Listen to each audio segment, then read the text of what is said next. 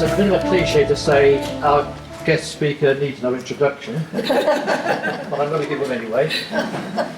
Madelyn was our MP from 2005 to 2019, and as well as looking after all our interests, she was also a member of the Defence Select Committee, the NATO Parliamentary Assembly, to which she was elected President in 2018. She chaired all party groups for the RAF, for motor neuron disease, suicide and self-harm prevention, and Parkinson's. She was co-chair of the Royal Air Forces Association branch, the Lords of Commons, and a member of the Speakers panel.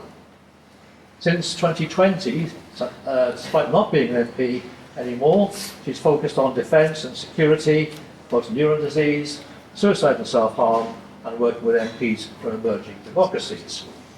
Before entering Parliament, she was twice Mayor of Porthcawl and a member of Ogre Borough Council and Bridgend County Borough Council. Gosh, Maddie, you don't do much, do you? I mean, you can help more in there. No, seriously, this is a CV of someone who has dedicated their adult life to helping in the service of others, both in national and local government, and before that, before she went into politics, as a social worker. I'm privileged to call her a friend because we're both members of the Bridgend Ramblers, and on Sunday mornings we have interesting conversations as we make our way along the highways and byways of the local countryside. The subject of our talk today is the role of MPs, perception versus reality, and subject I'm sure we're dying to hear a bit more about. So please do a warm welcome, please, to Madelyn.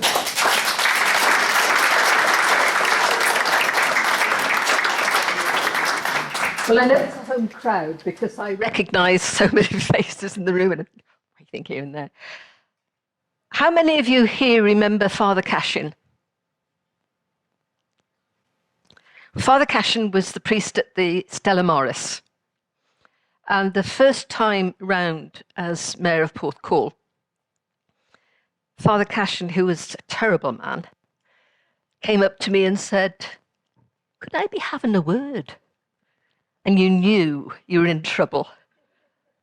Now, I'm not a Catholic, but my background is largely Irish Catholics who came over during the famine to either Newcastle or Scotland. So I've got a very Celtic background. I know. I'm going to let you get your seat. Okay, Ted. And he asked, could I do him a favour? And I said, just tell me what I'm to do, because I know I'm going to have to say yes, because you're going to, in the end, talk me round. And he wanted me to go to what we would call a newly emerging democracy, that Porthcawl, the churches together in Porthcawl, was working with, and wanted me to go to show that there was no proselytizing. This wasn't about trying to bring people into a faith, because we were working with Catholic and Muslim communities. And he said, I want you to go as a neutral political representative to talk to people about why we're sending the aid. So I did, and I went with Pauline Lawrence, who was my deputy mayor.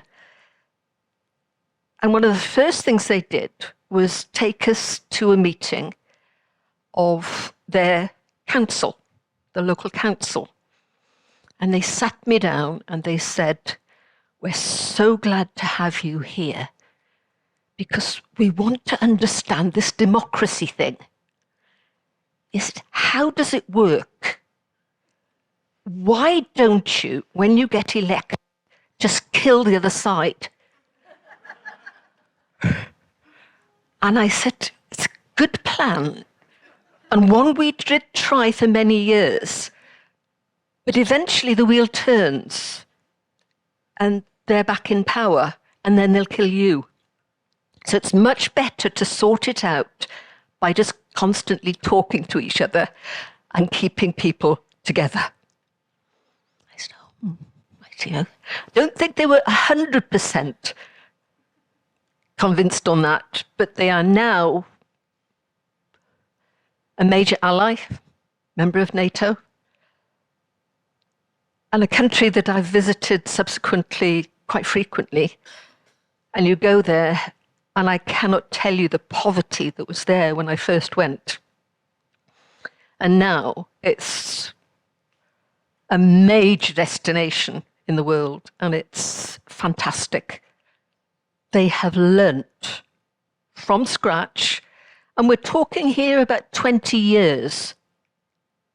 They're not perfect.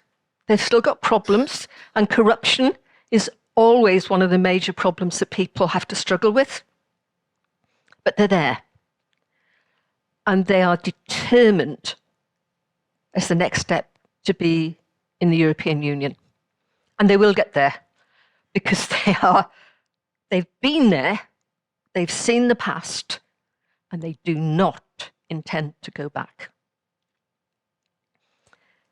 So I was asked to talk about what MPs do as opposed to what you all think we do. And that's part of what we do.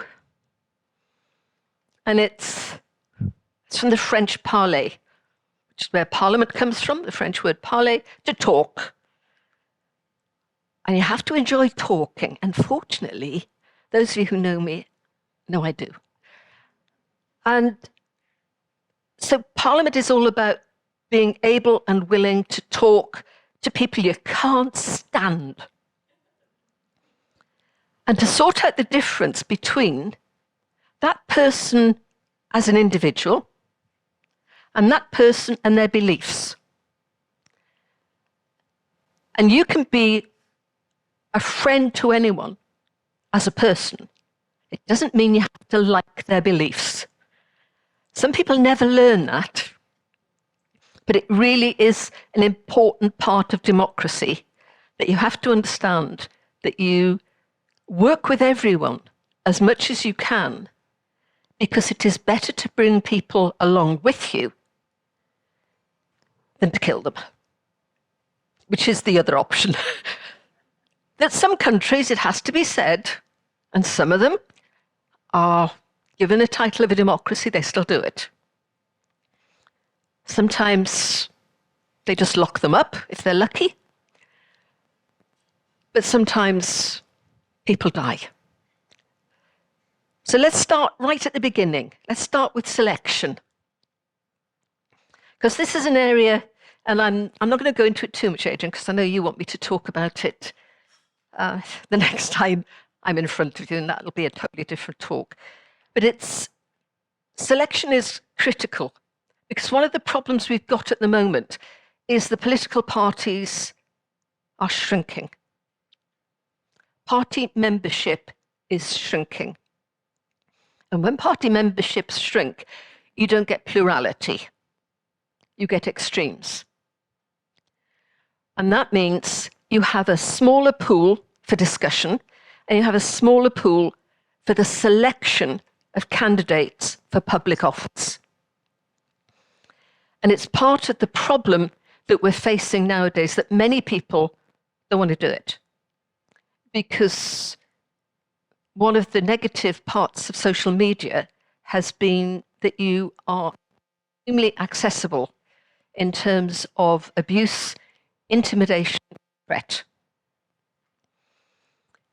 And that's happening on town councils, parish councils, right the way up into Westminster.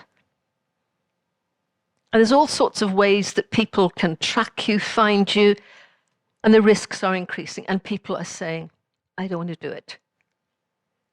So it's a major problem within a democracy when the pool of people engaged in it and willing to take on responsibilities are turning away. When I was selected, there were 40 candidates that came from far and wide wanting to to represent Bridgend. I was asked in Prince Charles's garden in Highgrove when I was taken to a seat in this little bower and a group of people said, "You are going to put your name forward, aren't you?" And I said, "Well, I hadn't thought so." And they said, "Oh, yes, oh, yes." I said, "Okay, I'll go. And if there's anyone I think is really outstanding, it'd be better for us, then I'll step down." And there we go. That's what happens when you compromise.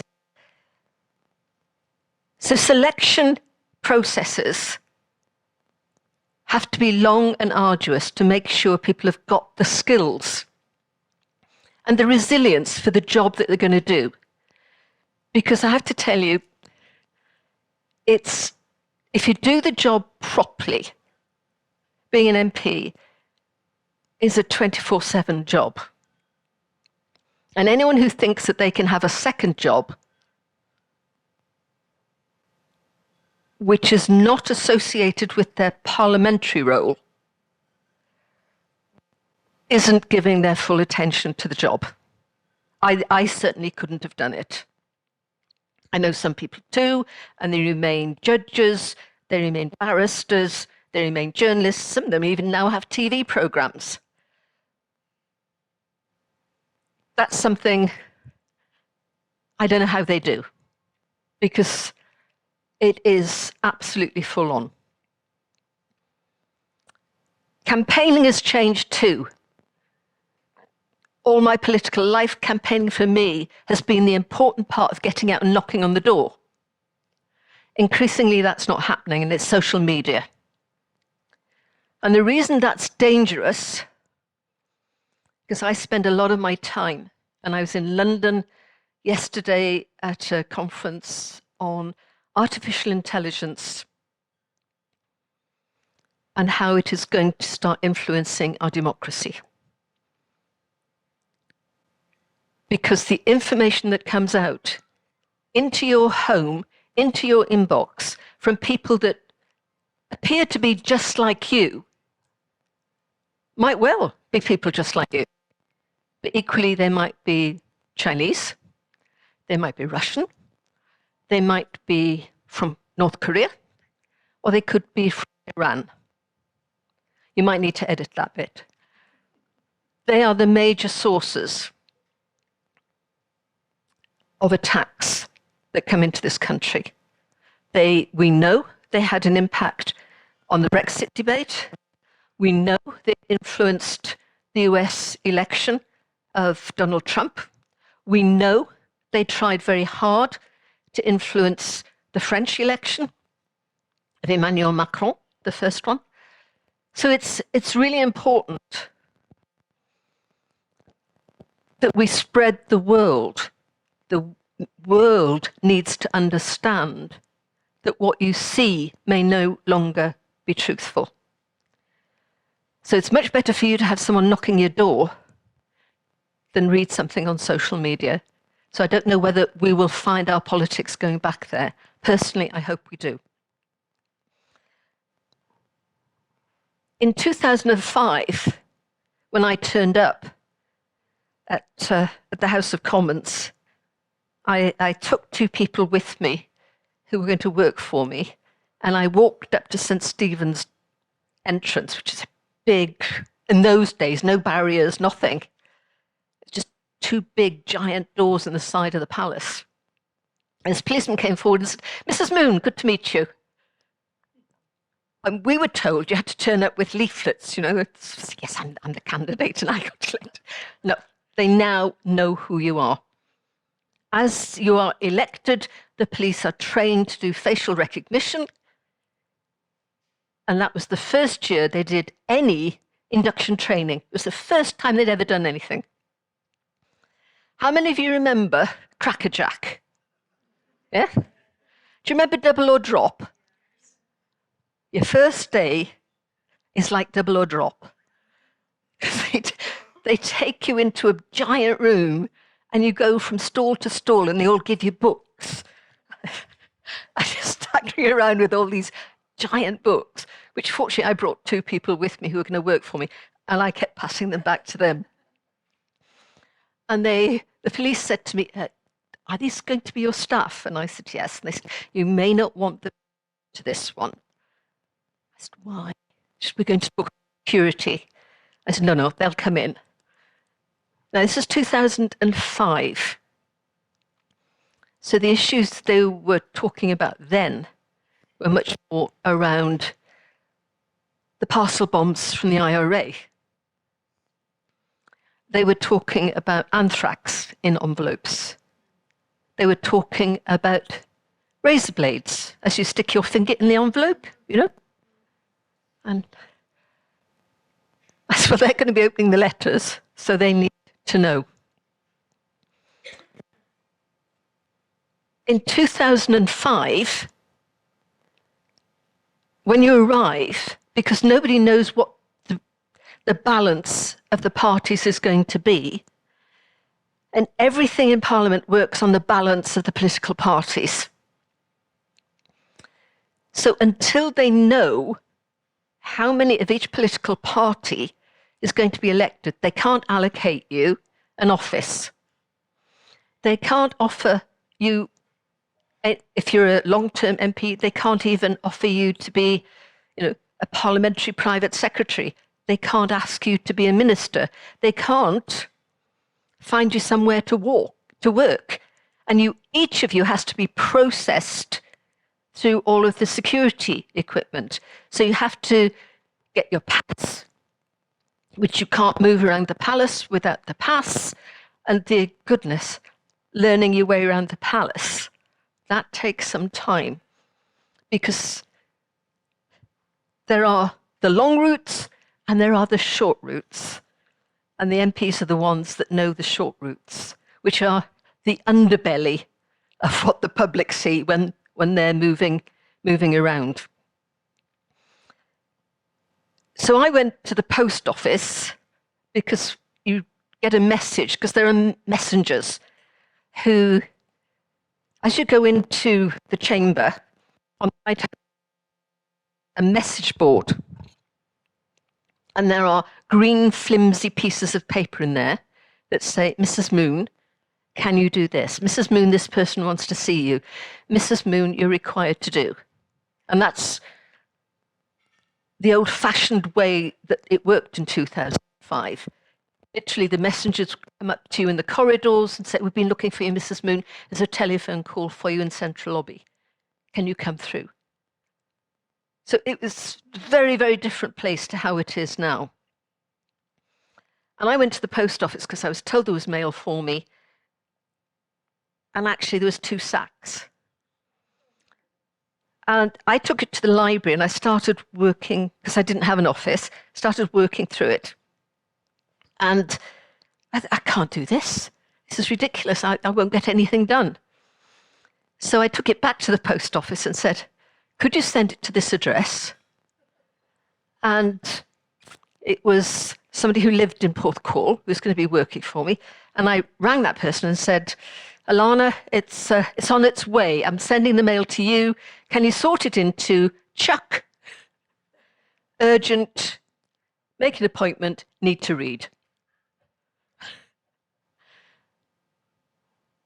And she and Madelyn, who were at that point the only people I had working for me, thought, well, she's getting a bit for her boots, already. And the next morning, Alana went to take her granddaughter to school, came back, and couldn't get in through the front door. Just go around the back, climb over the wall, and get inside. And then they thought, oh, perhaps not. And it went on like that. And when it went to Marilyn's turn, she thought it had calmed down because there was only a few letters when she came back from taking her granddaughter to school. And then the post office van turned up.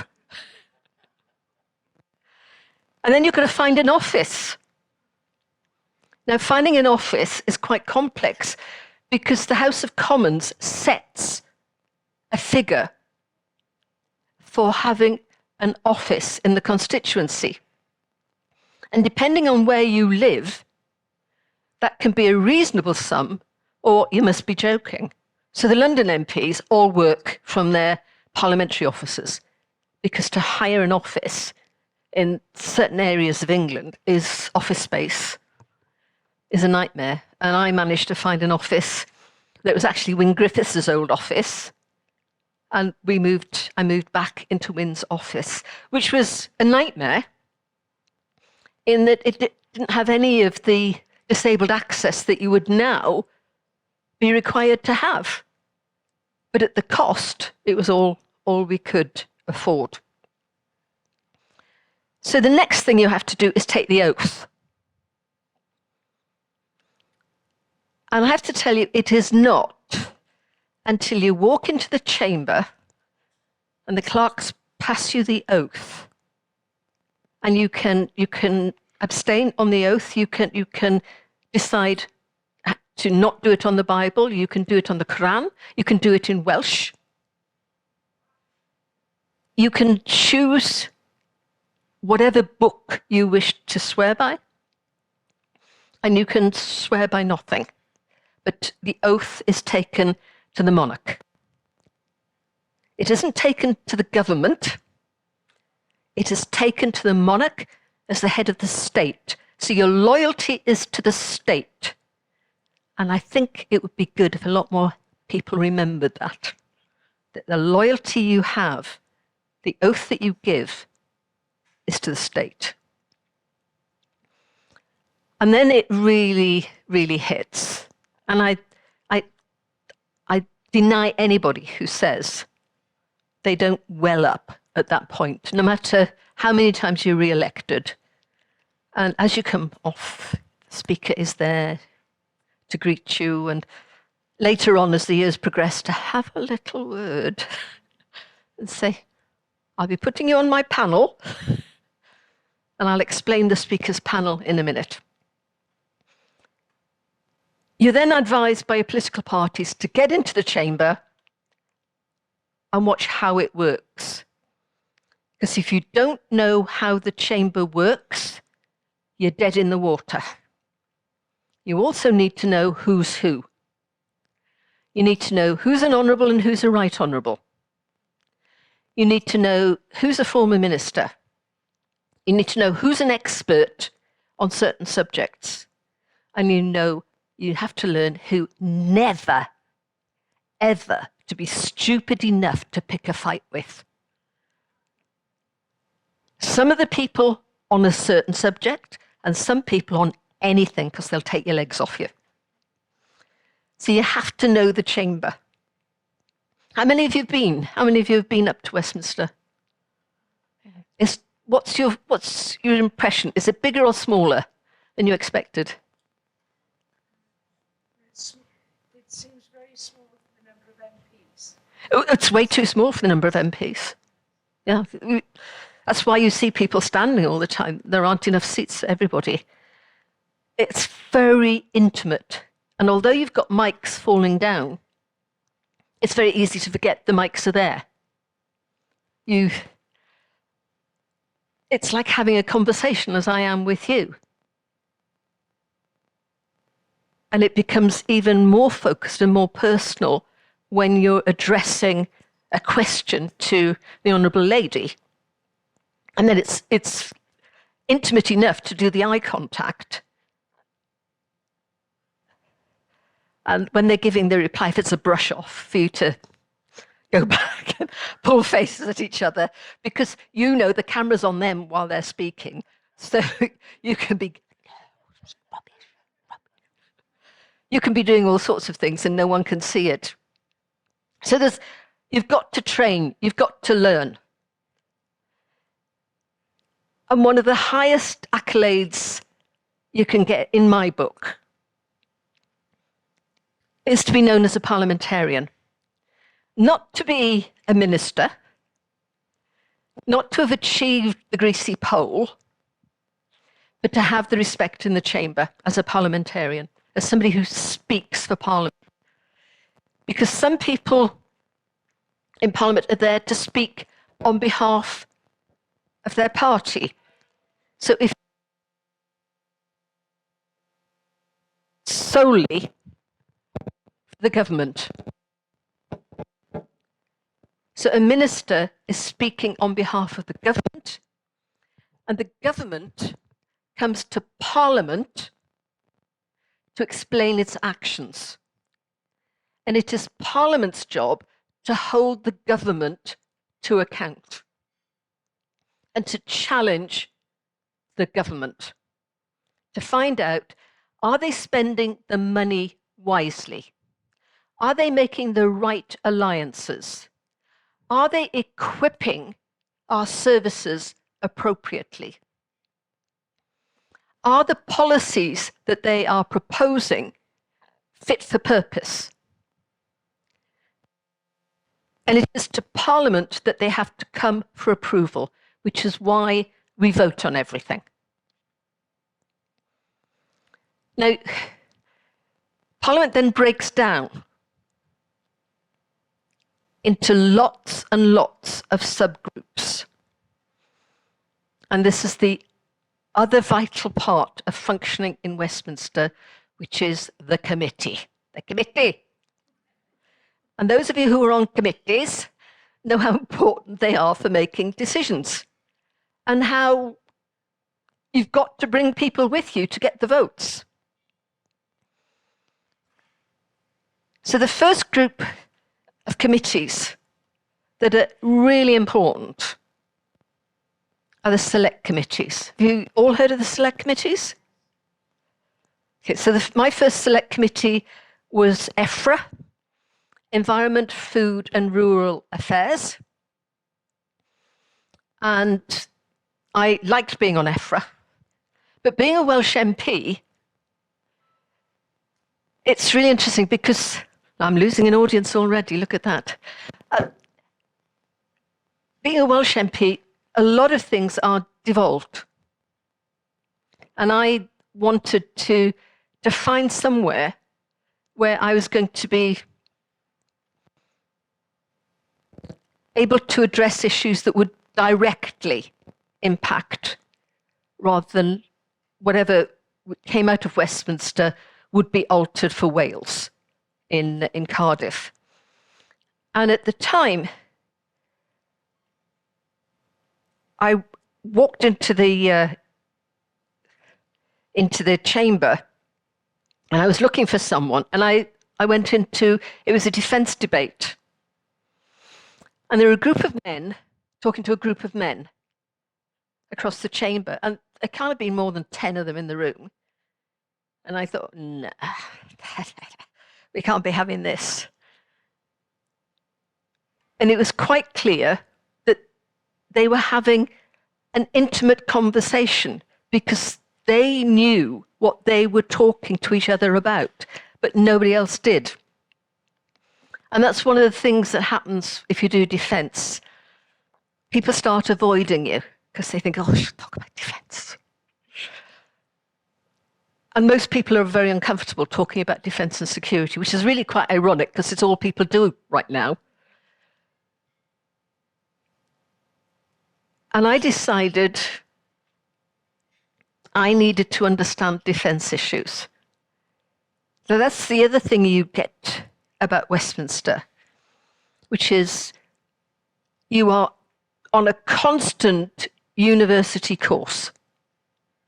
You are constantly training and learning and having to master subjects. So every time there's a new debate on a new bill or a piece of legislation, you have to immerse yourself not only in the bill that's in front of you, but the subject. So there are experts on all these subjects who are employed by the House of Commons Library. They do briefings. So you can go in and you can get the briefing notes on anything you want to understand. And then we have at the other extreme, the all-party parliamentary groups. So I got all the briefing material about defence, and I sat and I made notes and I absorbed it. And then I went off to my first defence all-party group. And I learned that you change the world by walking into a room. Because I opened the door and it was all males sitting inside, and they were all members of the Conservative Party. And they said, sorry, Madelyn, wrong room. And I said, is this the Armed Forces group? They said, yeah. I said, no, I'm in the right room, thanks. I sat down. And the atmosphere changed. Because they weren't talking to each other, they were talking to me. And I was a woman and of a different political party. So the conversation changed. But also, they were, because I'll say this for the Conservatives, they're incredibly polite. So whenever I said something wrong, they would patiently explain. And that was fine, because I needed to learn. And after a while, they were saying, we're having a meeting next week about this, are you coming? I said, yeah, I'll be there. And I started being an active person on defence, and going into defence debates, going to defence meetings. It's amazing what you can learn. What you also get is the chance to join the armed forces.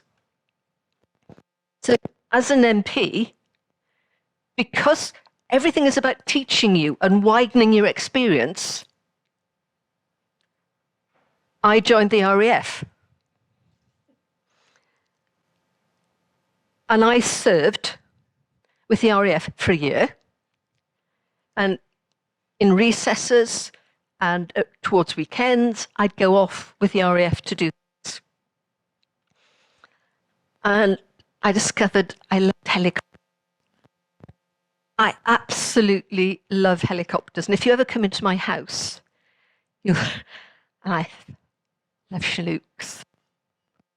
Love Chinooks. You've got photographs of me at Odeon, which is where the squadron for Chinooks is. And I was tied to the bulkhead and put at the machine gun door to show me how you landed in an enclosed tree grove coming down that way. So I get to the door. But if we send our personnel somewhere, we have to know what we're doing. We have to know what equipment we're giving. And when I joined the Defence Select Committee, a wonderful man called James Arbuthnot was the chair. And James's first words to me were, welcome to the Defence Select Committee, Madelyn. The committee's motto is, today is a good day to die.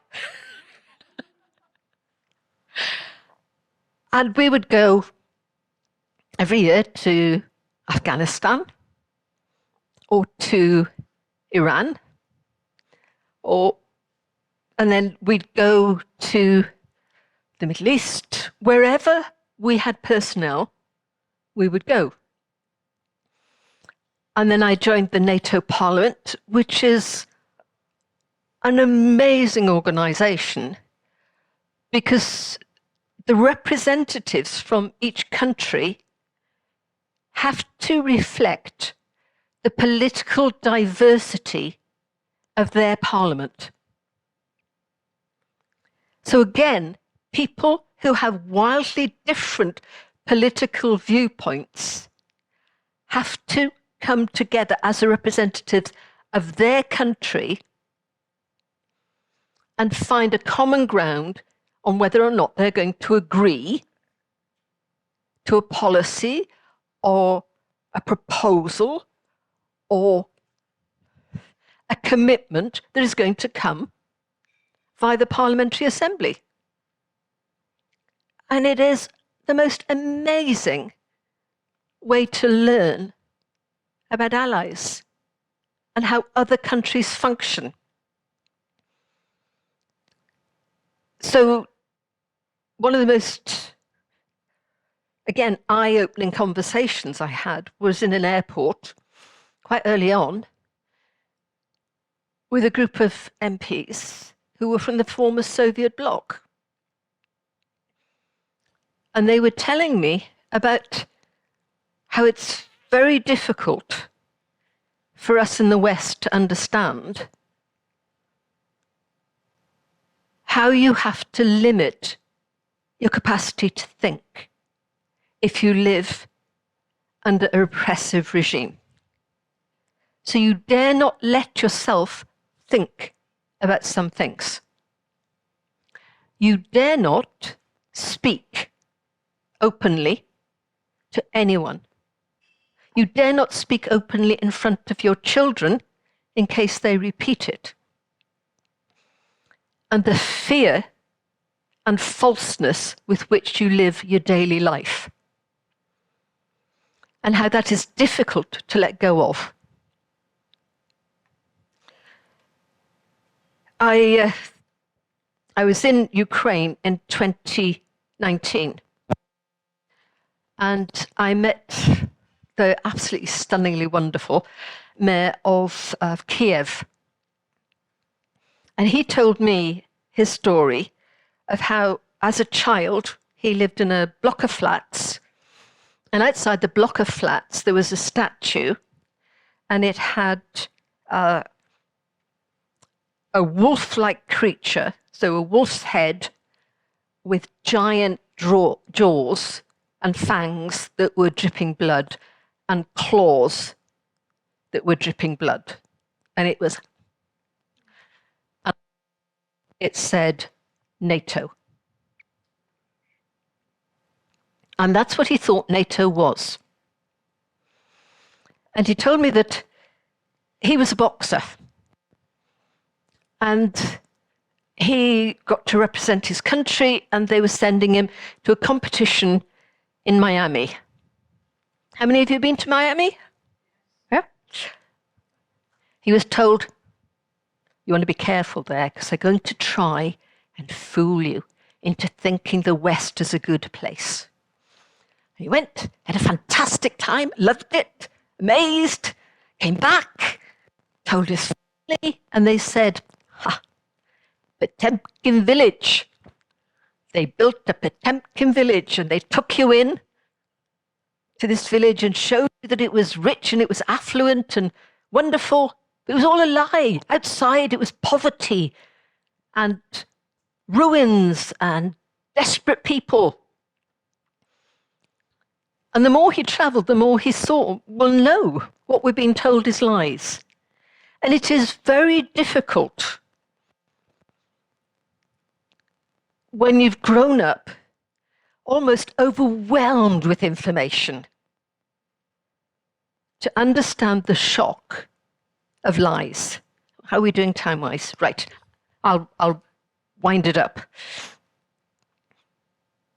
So one of the things I want to say to you today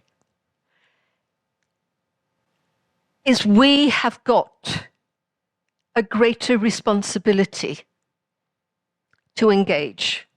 We've got a greater responsibility to understand what is going on in our names, because we have the opportunity to do so. And it can be very easy and laid back to think we can leave it to one or two people who we send off to Westminster, and in the past, you wouldn't see the MP again until the next election. That isn't how it is now. But we need greater participation in our democracies, because the capacity to lie to us, the capacity to be fed disinformation is growing. And we've had plenty of disinformation internally from our own representatives, but we will also be having huge amounts of disinformation coming our way, because we have seen what has been happening in Ukraine, and it is a world in which you will not be able to believe anything you are shown. So there will be a video of people saying and doing things, and it won't be them. There will be videos showing a field full of wildflowers, And what it is masking what is the reality in that field, which is perhaps 40 tanks. There is new technology that is going to be able to fool you and lie to you, and you have got to understand in a whole new way the difference between truth and lies. There we are. Thank you.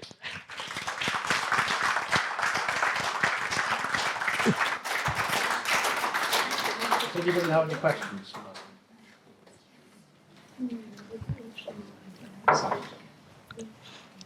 What made you want to go into politics in the first place? I sort of was, in the sense that my mum was a nurse, so I grew up, and I grew up in the 1950s, and it was a different world, wasn't it, folks, So you didn't send for the doctor, you sent for my mum, if you lived where I lived, and whether it was whichever end of life, whether it was giving birth or somebody was dying or dead, you sent for Hilda, and she'd be there for the birth, or she'd lay the person out. And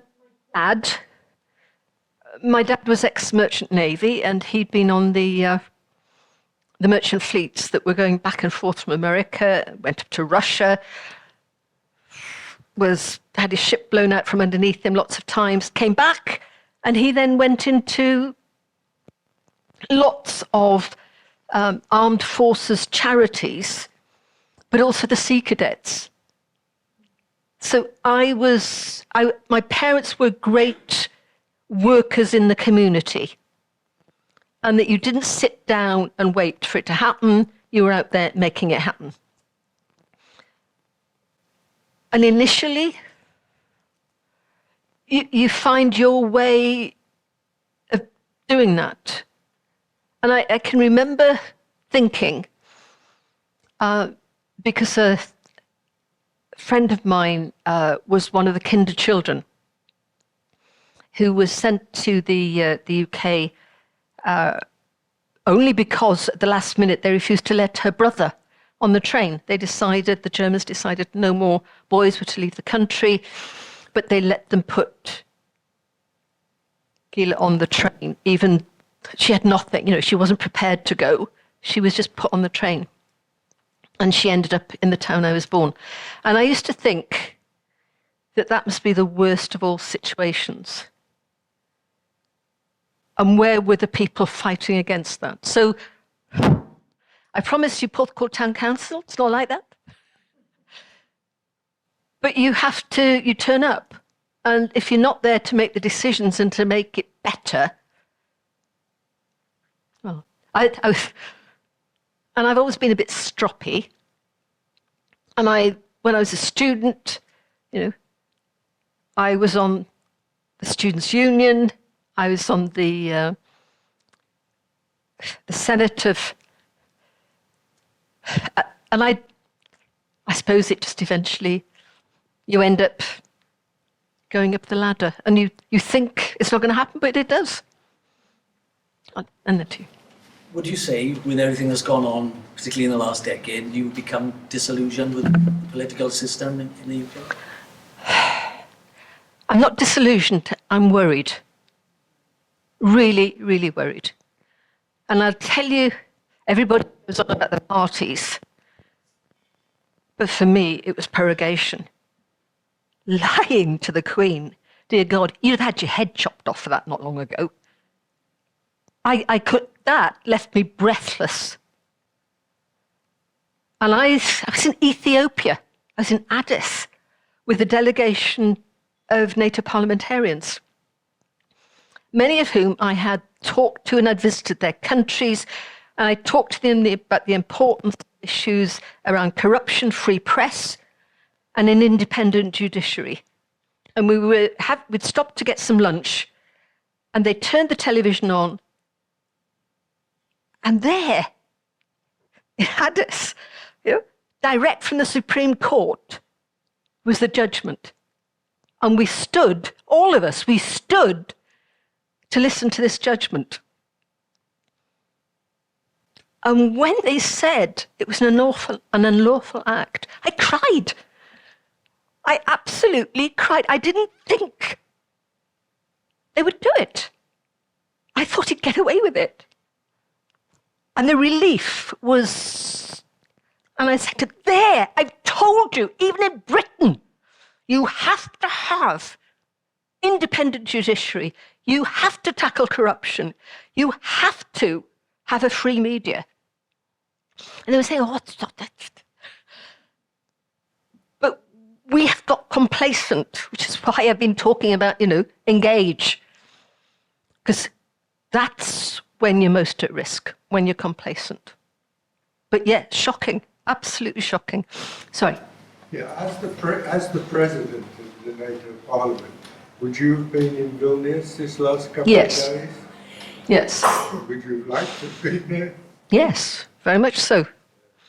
One of my last visits was to President Zelensky, and I liked it. He'd just been elected. He was just, and when you're working at that level, everything is protocol. So you have a protocol officer with you all the time. And before you go into meetings, the protocol officer tells you, these are the rules, this is how you address the person. And the big protocol is the person hosting you decides when it's over. But usually it's been agreed in advance. So I was meeting the president. It was expected to be a courtesy visit. I was there to monitor their elections. So I'd been around people's houses, watching how people voted, because they don't have an effective postal system. So if you have a postal vote because you can't get out, they send people out with a ballot box and a police escort.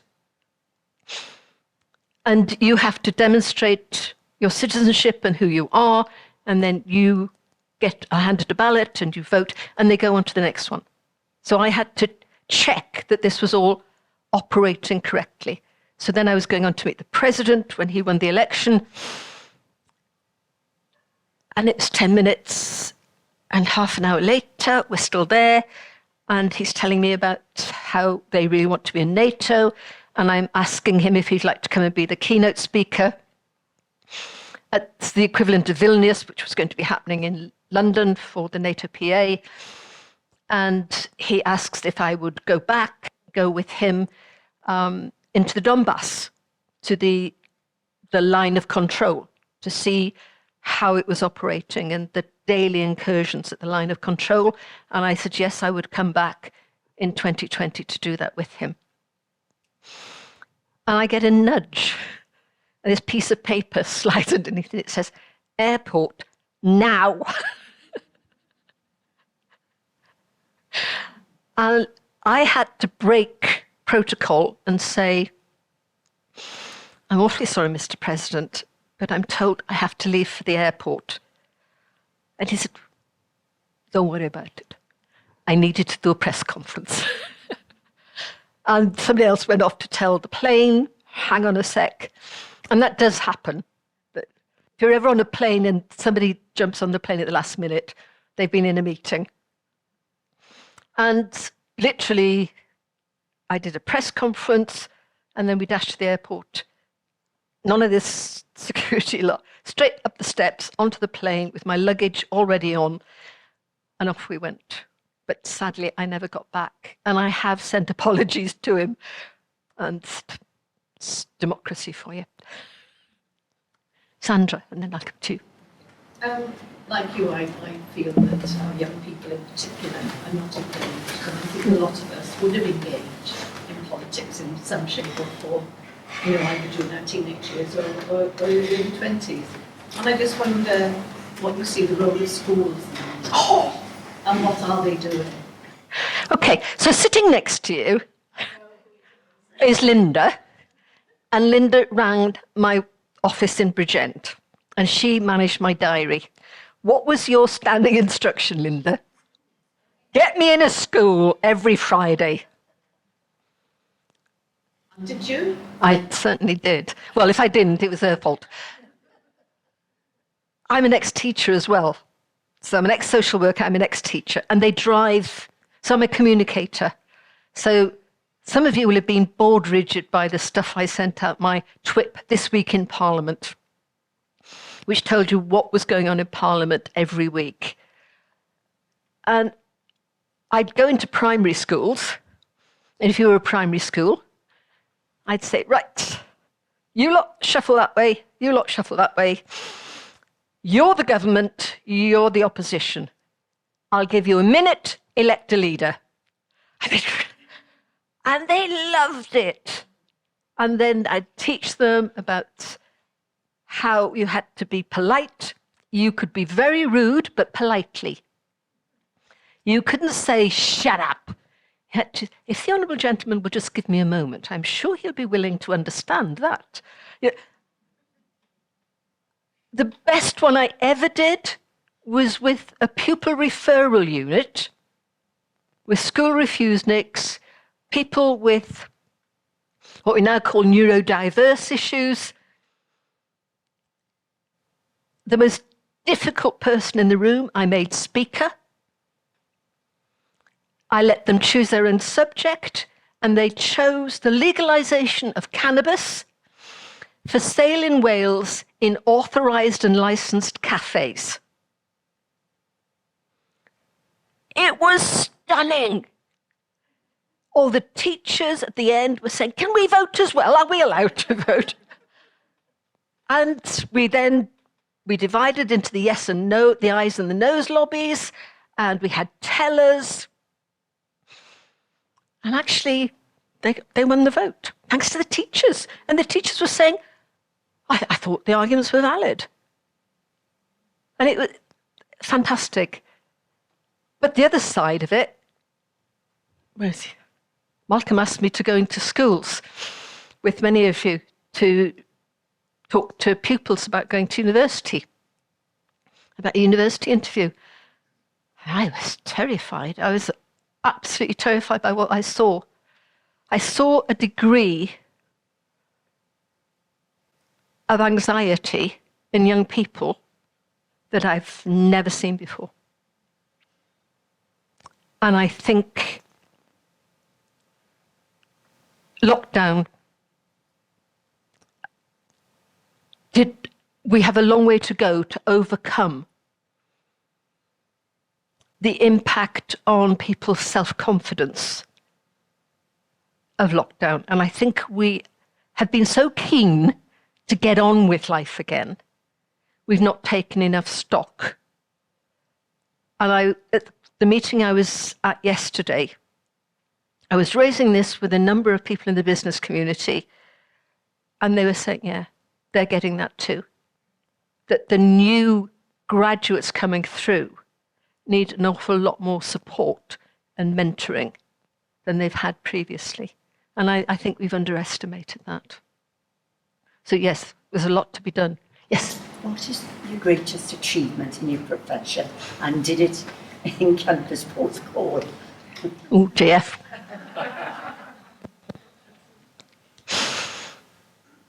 My greatest achievement. Well,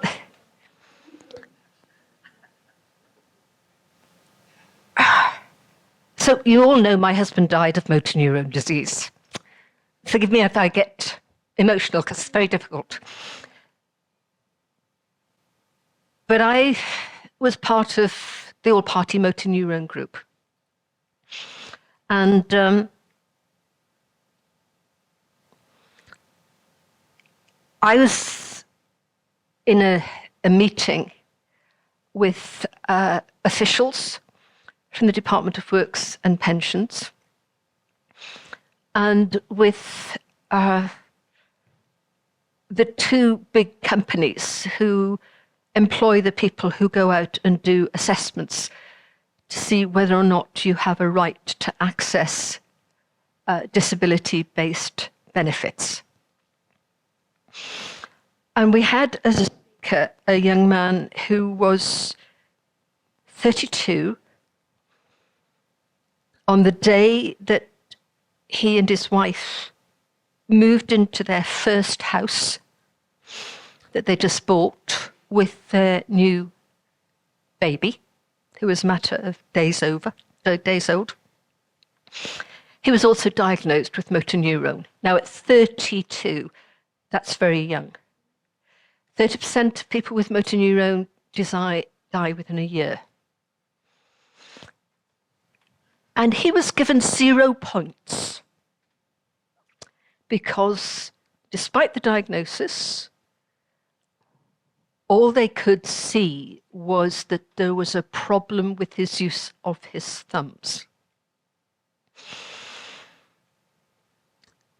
And it was so horrific, their attitude towards him. I got very angry and I stormed into the whip's office, the Labour whip's office, and I said, I'm not leaving here until I get a private member's bill. And the whip, who's also Welsh, said, oh yeah, what's the subject? And I said, I want a bill that says that anyone with a terminal illness has a right to automatic terminal illness payments, removing the 6-month limit, because at the time you had to have a doctor to certify that you were 6 months from death. Now, can you imagine what that means to people, to be told, okay, yeah, 6 months to live, but never mind, you can have a bit more money. And he said, my best friend's just been diagnosed with motor neuron disease, here you are. And I had fantastic support across the Commons, but unfortunately the election came. And so the bill didn't get all the way through. But a colleague of mine, Jessica Morden, the MP for Newport, said she would take it forward. And I was in the Commons to see the bill become law. That didn't have Porthcawl in the title, but every citizen in Porthcawl who themselves or a member of their family has a terminal condition will automatically have access to terminal illness benefits. That means that you will have the money to make your final days comfortable and for your family to not have to scrimp to be there with you. And for me, it might not be the Porthcawl, but it really direct impact on people's lives.